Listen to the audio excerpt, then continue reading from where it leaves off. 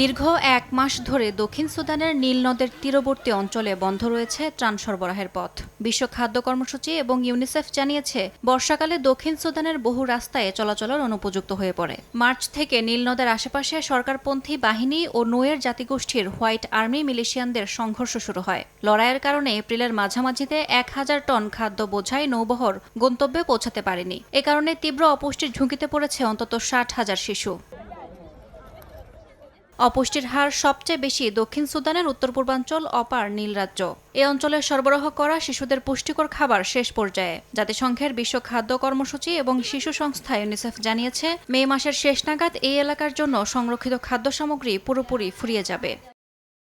এদিকে সংঘাতের জেরে গ্রেফতার করা হয়েছে দেশটির ফার্স্ট ভাইস প্রেসিডেন্ট রিয়েক মাচারকে, যা দেশটির রাজনীতিতে বড় ধরনের অস্থিরতা তৈরি করেছে। ইউনিসেফ ও WAFP জানিয়েছে, সংঘাতের কারণে এখন ঝুঁকিপূর্ণ এলাকায় ত্রাণও মজুত করা যাচ্ছে না, কারণ সেগুলো লুটপাটের ঝুঁকিতে রয়েছে। ২০১৮ সালে গৃহযুদ্ধের ধ্বংসস্তূপ থেকে উঠে আসা দেশটিতে চলমান সংঘাতের কারণে আবার যুদ্ধের দামামা বাঁচতে পারে বলে আশঙ্কা করছে জাতিসংঘ।